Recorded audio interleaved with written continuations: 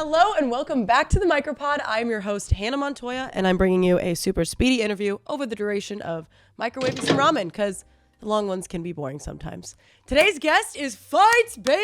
Let's go. Woo! You're a rock star. You do so much, genuinely. There's a lot of people that don't do a lot. You're not one of those people. Kind of one of those people.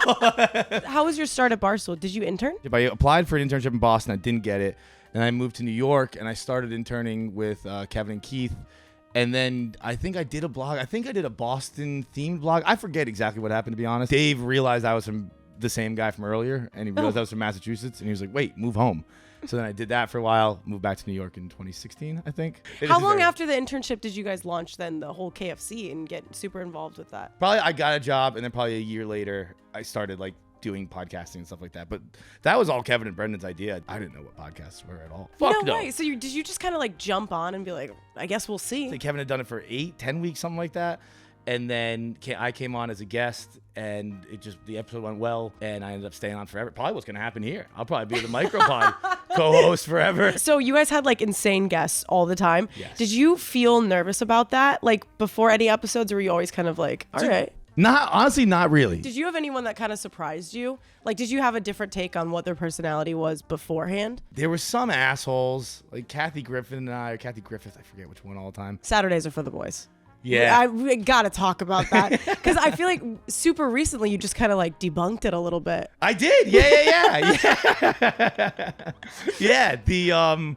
I felt bad about debunking it. I hope no one really cared, but it is true. That happened. There was an old guy who said it. It was just me and my friend said it first, and we told him about it. And then he said it. To this day, we don't know what it means. What the fuck does that mean? Saturdays for the boys. I don't know. But it hits. Yeah, There's Fridays for the men, Saturdays for the boys. Sure, dude. What's Sunday for? God. With 24 hours with the men, 24 hours with the boys, you got to find Jesus after that, right? You gotta reconcile. Yeah. Okay, you were a part of the Brady Four. I was, yes. How was jail? Jail. First of all, I was the only part of the Brady Four. That wasn't my first night in jail. What?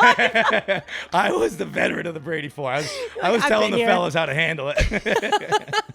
Act like you've been here before. Yeah. Did you think anyone there was genuinely fearful? I mean, I know it's the Micropod, but it's a kind of a longer version. Are you okay with that? Oh, I'm so okay with that. Okay. So we drove down the night before to New York City to go to NFL headquarters and get arrested. and the next morning, we got up, got dressed, got arrested, to the point where the security guards in NFL headquarters were kind of hitting us while we were on the ground. They're like, dude, just get up. If you get up before the cops come, they won't arrest you. And we were like, no, we're going to stay. That's not the point. And then the cops came, and they were like, dudes, just get up. Just get up and get out of here, and we won't arrest you. And we're like, I hear what you're saying, but we kind of have a different plan right now. Wait, so they were trying to convince you to not get arrested? They were like, dude, we don't want to do this either. No one wanted to be involved in that except us. And we were making everyone else come with us.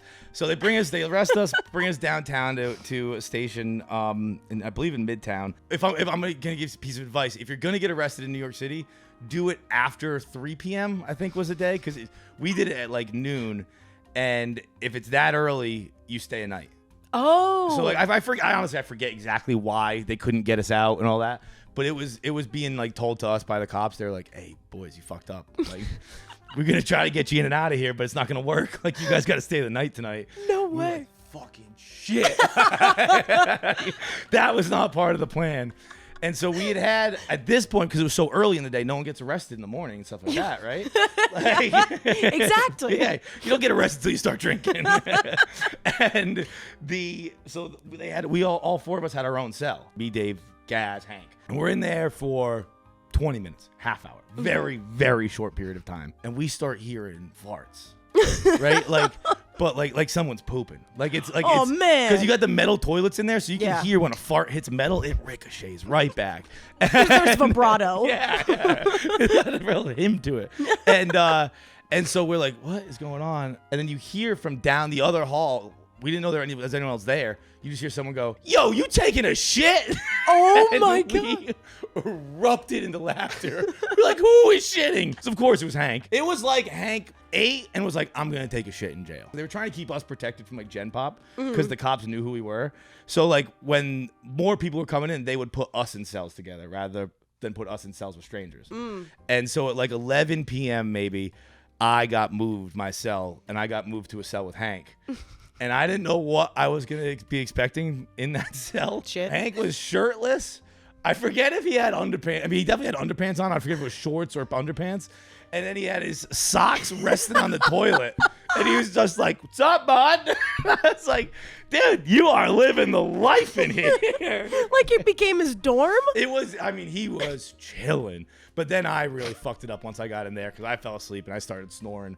And I think I really ruined Hank's zen from there. You were in tires and cut the shit out of your hand? Dude, oh, yeah. Yeah. Like what happened there? Were you trying to like keep it to yourself because you were cutting like an orange or something, or lime? I was a bartender in a scene. And I got the scene last minute, very, very last second. So I didn't want to like step on my toes. I didn't want to like, just be a quiet church mouse. Shut the fuck up. That's my brain instruction every time I leave my apartment. I'm like, just shut up, sit in the corner, you'll be fine.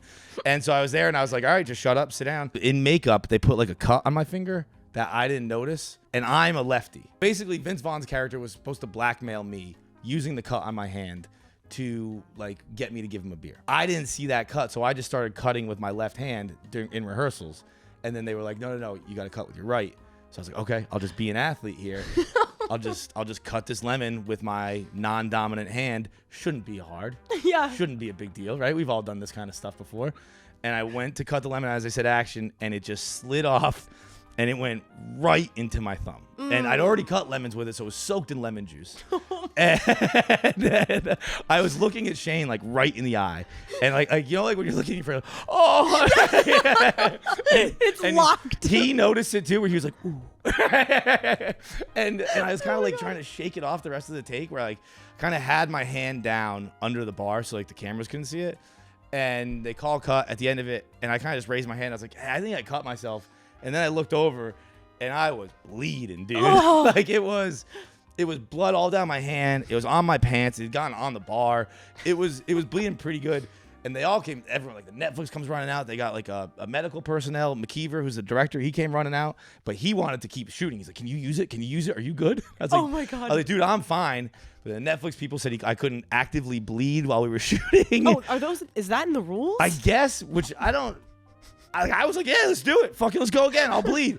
But they were like, he can't do that. He can't do that. Oh my God. But it was cool. It was very fun. It was Vince Vaughn went, whoa, we got a method actor here. So as soon as I heard that, I was like, all worth it. This is totally worth it. Microwave's ticking, so we're going to do a speed round really quick. Speed round, let's do it. Okay, stand-up or sketches? Sketches. What is your favorite project that you've done? Mascots. Who would win in a fight today, you or Will Compton? Like a street fight, Will win. Can you make a sound you've never made before?